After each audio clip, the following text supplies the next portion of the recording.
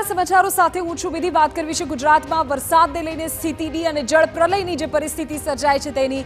પણ સૌથી પહેલા આપણે જાણકારી આપી દઈએ કે વડાપ્રધાન નરેન્દ્ર મોદી દ્વારા પણ સંપૂર્ણ સ્થિતિ પર અત્યારે ઝીણવટભરી નજર રાખવામાં આવી રહી છે। તેઓએ મુખ્યપ્રધાન સાથે આ મામલે વાતચીત કરી હોવાની પણ જાણકારી છે।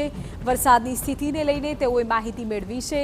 રાહત અને બચાવ કામગીરીની ઝીણવટભરી વિગતો તેમના દ્વારા મેળવવામાં આવી છે। નાગરિકોના જાનમાલ અને પશુધનના રક્ષણ અંગે પણ તેમણે માર્ગદર્શન આપ્યું છે। કેન્દ્ર સરકાર તરફથી તમામ સહયોગની મદદની ખાતરી તેમણે આપી છે। મુખ્યપ્રધાને પણ ટ્વીટ કર્યું છે અને લખ્યું છે કે પીએમ મોદી ગુજરાતની સતત ચિંતા કરી રહ્યા છે અને સ્થિતિ પર ધ્યાન રાખી રહ્યા છે।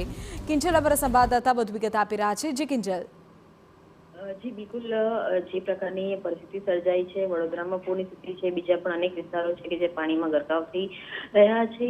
કેન્દ્ર સરકાર તરફથી આર્મીની ગઈકાલે 5 ટુકડી હતી, તે પણ અલગ અલગ જે કહી શકાય કે જિલ્લામાં ડિપ્લોય કરવામાં આવી હતી। તમામ પરિસ્થિતિ પર કેન્દ્રીય ગૃહપ્રધાન અમિત શાહ તો નજર રાખી રહ્યા છે। તેમણે પણ ટેલિફોનિક વાતચીત હતી તે કરી હતી અને આજે વડાપ્રધાન નરેન્દ્ર મોદીએ પણ વહેલી સવારે મુખ્યપ્રધાન ભૂપેન્દ્ર પટેલ સાથે ટેલિફોનિક વાતચીત કરી છે અને તેની અંદર રાજ્યની અંદર જે પ્રકારની અતિ ભારે વરસાદની સ્થિતિ છે તેની અંદર રાહત અને બચાવની જે કામગીરી સરકાર દ્વારા કરવામાં આવી રહી છે તેની તમામ ઝીણવટપૂર્વક વિગતો હતી તે મેળવી હતી। ખાસ કરીને નાગરિકોના જાનમાલ તેમજ પશુધનના રક્ષણ અંગે જે પણ માર્ગદર્શન હતું તે પણ તેમણે આપ્યું હતું। તેની સાથે જ ગુજરાતને કેન્દ્ર સરકાર તરફથી તમામ જરૂરી સહયોગ અને મદદ પૂરી પાડવાની ખાતરી પણ આપી હતી।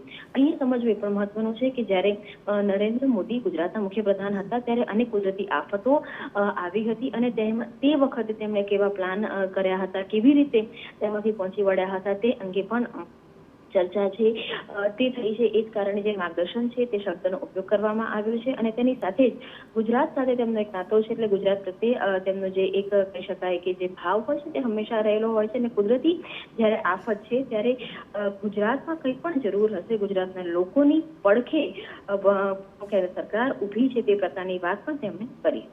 બિલકુલ કિંજલ, આભાર આ તમામ જાણકારી બદલ।